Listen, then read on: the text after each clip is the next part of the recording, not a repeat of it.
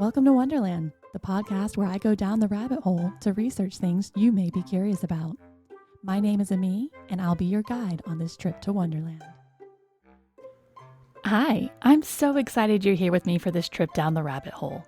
I had the privilege of attending Soda City Comic-Con here in Columbia, South Carolina, to help out the All About Nothing guys who had a booth there. Barrett Gruber was even part of a panel on Sunday. When I first learned that they were going to be taking part, I began to wonder. I wonder. I wonder. I wonder. I wonder. I wonder. I wonder. I wonder. I wonder. I wonder. I wondered about the inception and evolution of comic conventions. When did they start? What were they for? And how did they get to be so huge? Join me as we go down the rabbit hole and learn all about Comic-Con.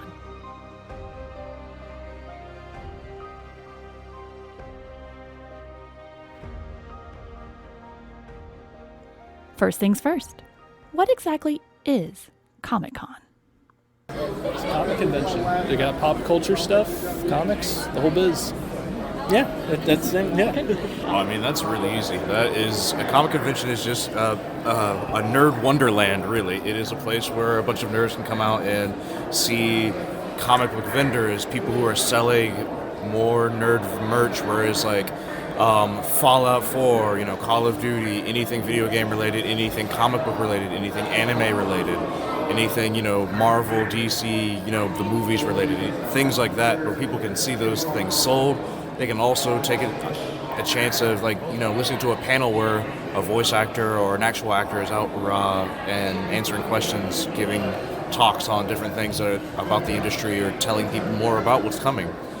So it's, like I say, it's a nerd wonderland where there's a lot of things that happen. You can also see people, dressed up like me, where they cosplay different characters in those different shows that they like to watch. So I feel like you answered everything. No, I mean, for me, I think the short answer is it's a place of acceptance. It allows anybody, non-gender, non-conforming, LGBTQ, whatever you believe or practice. It's just a place where people come together and share different ideas and have fun. And it's a place of discovery. Like, a lot of times you'll find out, oh, this is a cool character, I don't know what that's from, but now I can look that up. And this is a new show that I just got hooked on and I didn't know whatever. You can go to several different conventions and go to panels and learn new shows. I went to a comic convention before, and that's how I got hooked on the show Supernatural. Okay. It was already like in its 4th or 5th season. I didn't really know what it was. I went to a panel, watched it, and then I watched it from there on out until it went off the air, like after 14 seasons. So I mean, I just think it's a place to connect with people that you don't know, connect with old friends that you haven't seen in a while, just have fun. Anything to add? I mean, for me, it's like a pizza.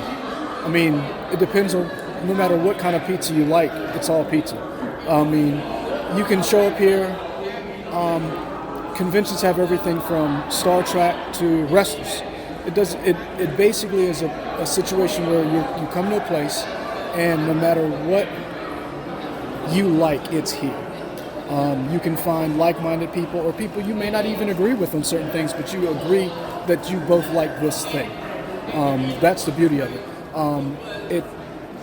You may be politically, socially, whatever. You may be on odds on different ends of the spectrum, but you all like Star Wars. So that's one of the things where people come and they just have a good time, and it's almost a place of escape. The world sometimes can beat you down. It can get hard. And this allows you, these people who put these things together, they bring all of these people together so that people can have a place of peace. To add to that is Comic-Con is really kind of a place of celebration because everyone is coming to see these different things, and they're like, hey, I really love this character. Hey, there's the voice actor for this. Like, you can celebrate the work that they did with that character, or you might see the artist who drew that character, and you can kind of celebrate that person, or you can see there's so many different things that people do, but not only that, even the vendors downstairs who sell things, you can kind of celebrate the things that they make and, sell, so that way you can take something home and be like, this is really awesome. I got this artwork that reminds me of this character. So now I get to celebrate them. So, it's also a place of celebration, too. Comic book conventions, or Comic-Cons, are fan conventions with a focus on comic books and comic book culture. Creators, experts, and fans gather together in celebration of all things comics. Comic-Cons typically feature vendors selling their comic-related wares, celebrity appearances, panel discussions and interviews, fans dressed in costume, and a buzz of camaraderie for folks with similar interests. Comic book culture has certainly grown since the earliest days of comic books, but before we go further down the rabbit hole of Comic-Cons, we're going to take a little side trip to talk about comic books. So what is a comic book? That's easy. It's usually about 16 pages. They're just a paperback book that just has a lot of graphic art. Like sometimes you hear like graphic novels and stuff like that. It's a similar thing, but comic books are just a lot of artwork, a lot of very little, well, not very little, but like, limited dialogue and things like that. Something that's more based on a visual versus the literary with like a normal book. Comic book is a short piece of a story that is illustrated, and it's an illustrated short story. It is an illustrated story, panel by panel. It is a book with pictures and words to get you from picture to picture. It is a collection of panels and action and bound on paper.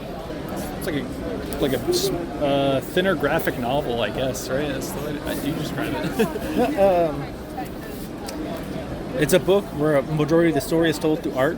I guess it's like, it's a book, but you're more focused on the art than on the words, and you tell the story with the pictures.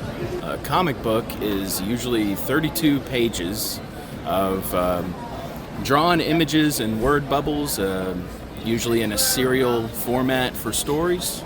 A comic book is a bound collection of comic strips, usually in chronological sequence, usually telling a single story or a series of different stories. Typically, these collections showcase basic art and text. While sequential storytelling has been around since at least ancient Egyptian times, there is one comic book that is largely considered to be the first. Any guesses on what it is or when it was published? In history? Long time ago. I feel like, wasn't there images with the Canterbury Tales? Were they doing that? Maybe. I don't know. Would that be considered a comic though? Because if you're going that way, hieroglyphics. Yeah. We're doing some cuneiform stuff, man. I don't know. I'm going to say in the 1890s is the time period I'm going to go. That's what I'm just going to say. First comic? I would think the first comic book, because I know they did comic and newspaper presses. I would probably, I don't know, I would probably say like late 1800s. Something like that. I mean, my brain goes to the first appearance of Superman and whatever. Action Comics, Action that was comic. like 1930, Yeah. I think, something like that. That'd be the first superhero. Comic book, I don't know. There's probably like something that goes back, so I don't know. Oh no, I have. I kind of want to go with maybe Superman in like the 40s or the 30s or somewhere in there. That's a hard question. I would say it was probably in the 20s if it's going to be the earliest comic book. And it was probably in a newspaper. The first comic book, I'm going to guess, probably came out in the early 1900s, maybe earlier, but I suspect it probably had something to do with religion. Late 1800s, but I could not tell you what it was. Ooh, I don't know. What do you think the first comic book was? Spider-Man. Spider-Man? Okay, and when was that? 100 years ago? Yes. If you guessed The Adventures of Mr. Obadiah Oldbuck in 1842, then you really know your stuff. I'm linking a YouTube video on my website for this episode for a video by Matt with 4 T's. It's really, really good and gives you a very good description along with pictures of the first comic book and its backstory. It's only 10 minutes long and I really enjoyed it. Basically, there was a Swiss artist named Rodolphe Töpfer who came from a long line of very talented artists. Unfortunately, Töpfer began losing some of his eyesight at a pretty early age and could not follow in the footsteps of his father. He went on to become a school teacher where he entertained the children in the boarding school with cartoons and stories. Eventually, friends of Töpfer encouraged him to publish his books, and he did in 1837 when he published Histoire de Monsieur Verbois, which was later translated to English and printed under the name The Adventures of Mr. Obadiah Oldbuck around 5 years later. He is known to have created 7 such different stories. From there, comics such as The Yellow Man Kid in McFadden Flats was published in 1897. In 1899, Funny Folks came out. Then in 1901, a comic by the name of The Blackberries was published, and is the first known full-color comic. Behind that was The Funnies, The Adventures of Mickey Mouse, Detective Dan, and Little Orphan Annie. Early on, comics didn't focus on superheroes. After The Adventures of Obadiah Oldbuck, and before the first superhero graced a comic book, there were pulp heroes. Pulps were small books that cost about 10 cents at the newsstand and had strong male leads going on adventures. The protagonists in these stories certainly were above average in their abilities, but they weren't considered or marketed as superheroes. Think Popeye. I'm Popeye the Sailor Man. Popeye the Sailor Man. I'm from the finish 'cause I eat the finish. I'm Popeye the Sailor Man. In 1936, the first costume hero showed up as the Phantom, and shortly thereafter, another masked hero, the Clock, appeared in the pulps. Then, in June 1938, the golden age of comics began with Action Comics #1, featuring a man in a blue costume with a red cape lifting a car over his head. Unlike his predecessors, this hero had powers which far surpassed human abilities. And the name chosen for this first superhero? Up in the sky, look! It's a bird! It's a plane! It's Superman! Superman. Superman's grand entrance ushered in a whole new era in comics and a brand new cast of characters. Batman,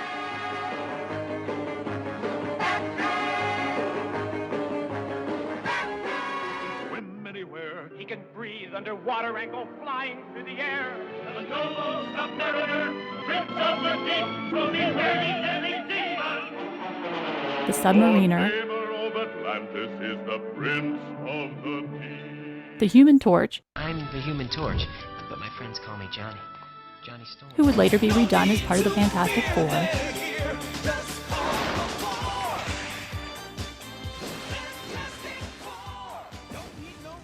the Angel,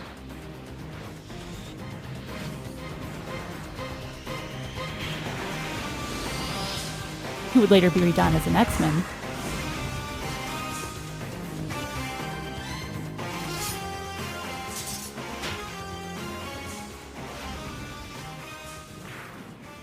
and the Shield, which was a predecessor for Captain America.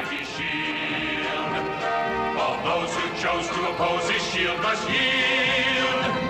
If he's led to a fight and a duel is due, then the red and the white and the blue will come through when Captain America throws his mighty shield. All of these before 1940. And the 40s gave us The Flash, Green Lantern, and Captain Marvel, and the first superhero team with the Justice Society of America. Can you name the original members of the 1940s Justice Society of America? No, I can't tell you the 2000s Justice Society of America. So, no, I can't. Not a chance. Can you name any of them? It's not Superman. Is it? Is Superman one of them? Oh, I know there was Sandman, Green Lantern, Superman. That's all I know. Any other guesses? I don't know. Justice Society? Yep. Superman, Batman, then you had Hawkman, Wonder Woman, Green Lantern. I want to say Jay Garrick, Flash, Green Lantern, Alan Scott. I want to say Sandman, but I don't know his real name. What was it? Hour Man. I don't remember. Man, Although, that's bad. look at you pulling out Sandman and Hour Man. You're like one of the only ones. I can see the picture of all of them. I just can't remember their names right now. The Flash, the Green Lantern, the Spectre, the Hawkman, Dr. Fate, the Hourman, the Sandman, Atom, and Johnny Thunder were the original members of the JSA. These characters and comics persisted on through generations and are still wildly popular today. So how did we get from comic books to comic conventions? We'll discuss the first Comic-Con, but first we need to talk a little bit about the ACB BFC. American comic book something. ABC. What was it? ACBFC. So I'm thinking American comic book something. Fan Something. club? Yeah. Accurate Comics. Biltmore Comics. Anime comics born forever ago. Action Comics. I don't know. American Comic Book Federation of Collectors? The Academy of Comic Book Fans and Collectors. The ACBFC was the first official organization of comic book enthusiasts and was established in the 1960s by Jerry Bales, who had been dubbed the father of comics fandom. The idea was inspired by a friend of Bales, Roy Thomas. Thomas felt that a comics industry version of the Academy of Motion Picture Arts and Sciences would be a great way to emphasize how serious comic fans were about comic books. Bales believed that a fandom organization would help perpetuate the concept of comics as an art form, as well as act as a sort of umbrella for other ideas and projects. The Academy was created, initially as the Academy of Comic Book Arts and Sciences, but later renamed to the Academy of Comic Book Fans and Collectors in 1963. The Academy was formed, and a convention just for comic lovers was on the horizon. So finally, we're ready to talk about Comic-Con. When and where do you think the first comic convention was held? Well, comic books started coming out like around, so maybe like 1930s. Probably New York, if I had to guess. Probably New York City. Probably somewhere weird. Ohio, maybe. Yeah. 1973 in San Diego. I would willing to bet in California, maybe San Francisco or LA is where I would say. Any idea what year or around that? I have no idea what year. I know it's probably before I was born. Any guess? First Comic-Con ever? I'm going to Comic-Con or just convention? Comic convention. Good distinguishing question. Well, the reason why I said is because Star Trek fans have been keeping these things going for years. Comics came afterwards, after the Star Trek conventions, and Trekkies basically saved the world. I don't know if people realize this. They kept this going, and then comic conventions realized, like, oh, we can do that too. So I would say it's probably San Diego. I want to say San Diego's the first. You want to take a different stab, or you going San Diego too? I'm going to say Florida. I'm going to say the 1960s. Were they even a state then? Officially, the first comic book convention was held in New York City in 1964 and was called New York Comic-Con. The idea for a convention certainly wasn't a new one, however, and likely Bales and the gang got the idea from science fiction conventions, which had been taking place since around the 1930s. Out of this New York Comic-Con, two very important pieces that still act as groundwork for modern conventions took shape. First, Bernie Bubness, one of the folks whose idea it was to hold the convention, invited Tom Gill, an artist for the Lone Ranger, to attend and host a chalk talk on how to draw for comics. This would be an instrumental part in how future conventions engage fans and creators in panels. The second piece was that another planner, Phil Suling, who is also an avid collector of comics, suggested that distributors sell comic collectors older issues to complete their collections. Comic book distributors and resellers still take active part in comic conventions today. The first comic conventions were pretty small affairs. New York Comic-Con 64 had around 100 attendees. Most early conventions started out small, being held in rec halls or church basements or at the VFW. Now, comic conventions have enough draw to fill convention centers for multiple day events. Even here in a mid-sized city like Columbia, South Carolina, our Soda City Comic-Con is a 2-day event at our convention center with a dozen celebrity guests, panels, meet and greets, and over 100 exhibitors, vendors, and artists. After the New York Comic Convention, similar events began popping up all over the world. What comic conventions have you been to or heard of? GalaxyCon Raleigh. I have been to Gen Con in Indianapolis. I've been to this con many times. This is actually my first convention. Okay. 2015. So a list of others that my brain's blanking on now. I've heard of this one, San Diego Comic Con. I've heard of Bonsai Con, SC Comic Con, GalaxyCon. I think that's really it. Yeah, we know one in Greenville. We're going to go next year. Yeah, I've been to Dragon Con a few times. I've been to something called Mega Moose Con, which is like just for Dungeons and Dragons. Okay. Mostly just Dungeons and Dragons stuff. So we've, me personally, I mean, we've been to a bunch of cons together, but obviously we've been to Soda City Comic Con a few times. I think this is my first con ever. That or Heroes Con, it was one of the two up in North Carolina. But we've gone to MomoCon a few times. That's been our almost yearly thing we've been to, which is less comic books and more just general pop culture stuff, but a little bit of far-reaching everything. It's pretty cool. I've been to recurrent ones, one in Charleston, Captain's Comics, Florida, Jacksonville, Bowl Matsuri, MizuCon. This is the first one I did at home in Columbia. The big ones like MomoCon, San Diego Comic-Con. I know there's a Horror Con here in South Carolina. Those are the only ones I can think of. All right. Well, it's because I'm putting you on the spot, so that's what happens every time. Chances are, if you just say Comic-Con, people's minds go to the big one here in the United States, San Diego Comic-Con, which draws more than 130,000 people each year. It started August 1st through 3rd in 1970 and was originally called Golden State Comic-Con and was held at the U.S. Grant Hotel. 300 people attended the very first Golden State Comic-Con. And as big as San Diego Comic-Con has grown, it's not the largest worldwide. Any ideas on what the biggest comic convention worldwide might be? In the world. Comic convention? Comic convention. San Diego. I would assume the one that goes by Comic-Con. Like if there is one that just has Comic-Con in the name. Yeah. The name is trademarked. So I'd say it's San Diego. Yeah, the one in San Diego, I would say that would be where the biggest one. I'll go with that. Since they call it Comic-Con International, I'd say that. Definitely the San Francisco Comic Con. San Diego, right? San Diego. San Francisco or New York. Okay. I'll side with her. Okay. Or somewhere in England.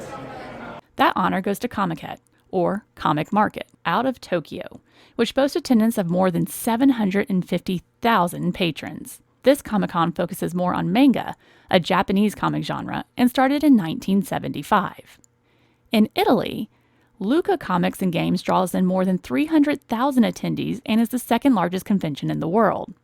This one started back in 1966 and is more than just a convention.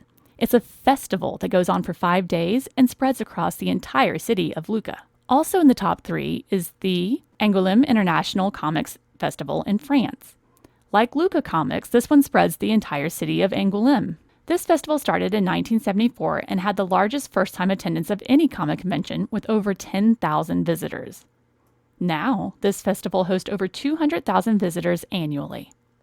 Closer to home, other big comic conventions in North America include Fan Expo Canada, LA Comic Con, MegaCon Orlando, New York Comic Con, WizardCon, and DragonCon. In addition to these pretty big, well-known cons, your area is sure to have a local con in driving distance.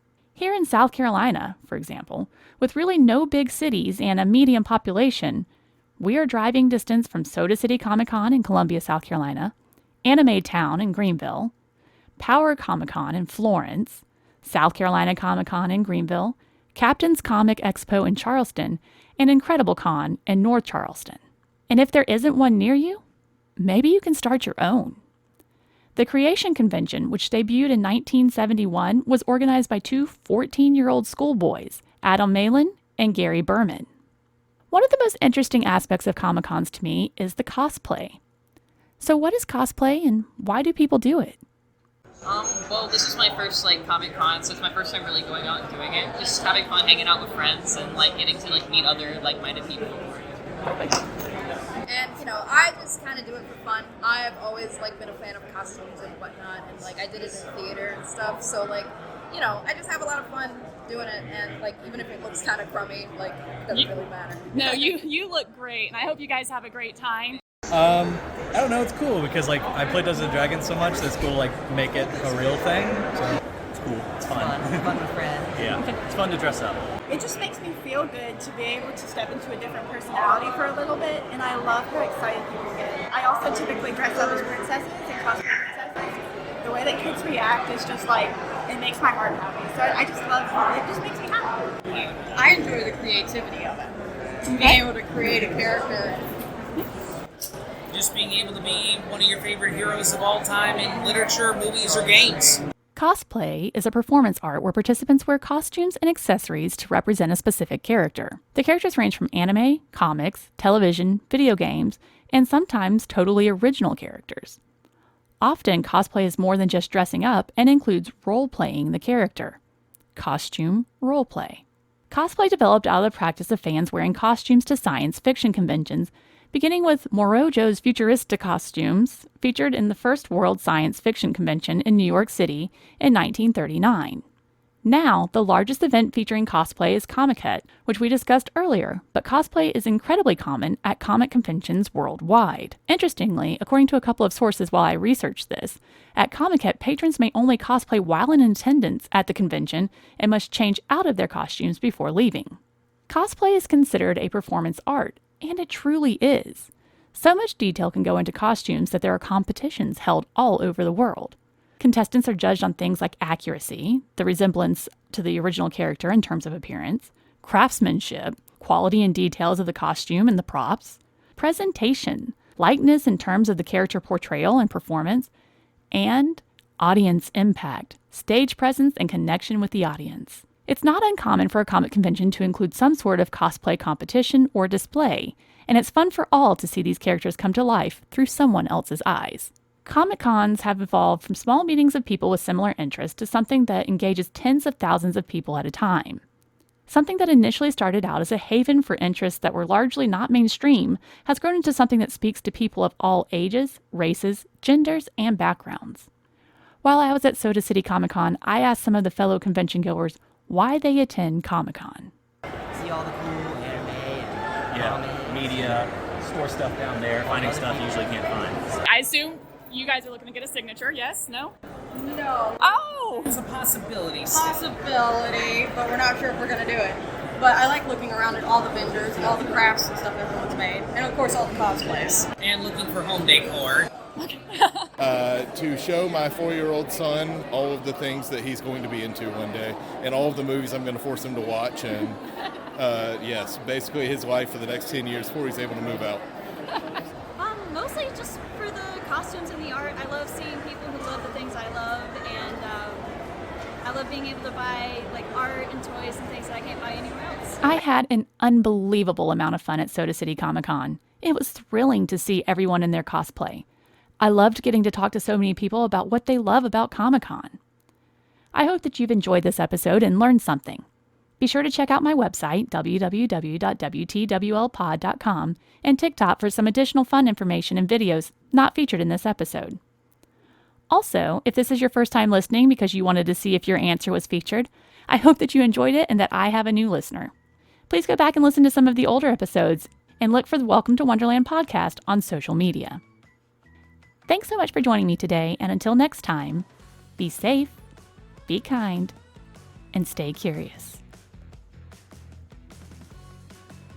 The Welcome to Wonderland podcast is copyrighted by Amii Bland and is part of Barrett Gruber Entertainment Division. This podcast is usually recorded at the podcast studio at GOT Sound Studio in Lexington, South Carolina, but this episode was recorded at Barrett Gruber Entertainment and Media's home studio, also known as his office. Any thoughts or opinions expressed as part of this production are those of the host unless otherwise indicated. Subscribe to this podcast wherever you get your podcasts. Please follow, like, and share this podcast. Find us on Facebook at Welcome to Wonderland the Podcast and on X, the app formerly known as Twitter, at Wonderland_pod. We are now also on TikTok at Wonderland Pod. And finally, check out pictures, additional information, and go further down the rabbit hole on our website at www.wtwlpod.com. To submit corrections, additional information, or requests for episodes, please email the host at welcometowonderlandthepod@gmail.com. Whew.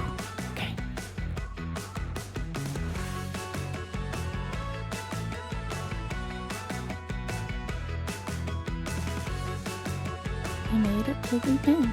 I made it to the end. You made it to the end. You made it to the end. Now we have to wait on Barrett. He has to come and stop this. Stop the madness. Stop the insanity. Actually, he just has to stop the podcast.